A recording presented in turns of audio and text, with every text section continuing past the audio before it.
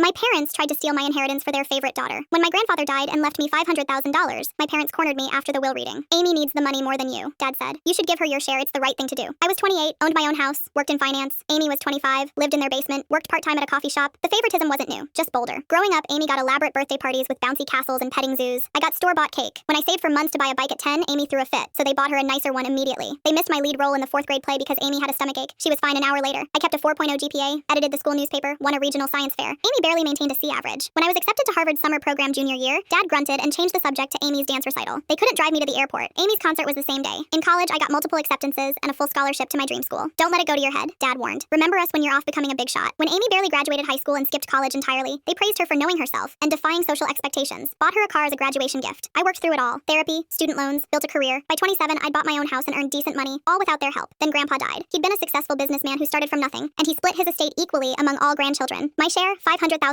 My parents pulled me aside immediately. Amy's struggling. You have a good job. She needs this more. I refused. They became furious. You're selfish, Mom hissed. Ungrateful. Dad listed every basic necessity they'd ever provided. Braces, school supplies, letting me live at home during college. Conveniently forgot Amy's car, shopping sprees, and the fact they still supported her at 25. Then Dad, acting as executor, made his move. I'll be reinterpreting Grandpa's intentions. Amy gets your entire share. Grandpa would have wanted this if he'd known your situation. Grandpa knew our situation, I said. He treated all his grandchildren equally. You're speaking ill of the dead, Mom snapped. Grandpa privately expressed concern about Amy's future. Then why didn't he write the will that way? No answer. I called my grandmother, Grandpa's widow. She went nuclear. They have no authority to change the will, she said. This is exactly what your grandfather anticipated. She sent me documents. Years ago, my parents had pressured Grandpa to leave everything to Amy. He'd refused, saying all grandchildren deserved equal treatment. He'd even included a clause. Anyone challenging the distribution would forfeit their entire share. I confronted my parents with the evidence. They went pale. We were just looking out for Amy's future. Dad tried. Grandma acted immediately. She contacted her attorney and the other executors, Dad's siblings, who were equally furious. Together they stopped Dad's scheme and ensured the will would be executed properly. My parents were forced to back down, but they didn't go quietly. You should have kept this in-house, Dad raged. You turned the family against us. Mom cried about how I'd split the family. I never expected anything from you anyway, I said. If you accept this inheritance, you're out of our will entirely, Dad threatened. You won't be welcome in our house. Mom delivered the final blow. Accepting this money proves you never truly loved us. You're just profiting from death. A month later, there was a family gathering at my aunt's house. My parents showed up uninvited. They started screaming immediately, how I'd stolen from Amy, how I'd corrupted Grandma against them. Dad yelled about ruined memories. Mom threw an old photo album at my feet. It took several relatives to calm them down and get them to leave. My grandmother stood up in that moment. She'd been collecting evidence for years, stories of favoritism I'd forgotten or never known about. She laid it all out for the extended family. Then she showed everyone something that broke me. Grandpa's scrapbook, newspaper clippings of my academic honors, college acceptance letters, even the program from that 4th grade play my parents had missed. Your grandfather was always proud of you, she said. He wanted to make sure all his grandchildren had equal opportunities. My parents were removed as executors. I received my full inheritance exactly as Grandpa intended. Dad still refuses to speak to me. Mom's trying, slowly. But for the first time in my life, I stood up to the unfair treatment and won. Grandpa knew. He'd always known. And he'd protected me even after death.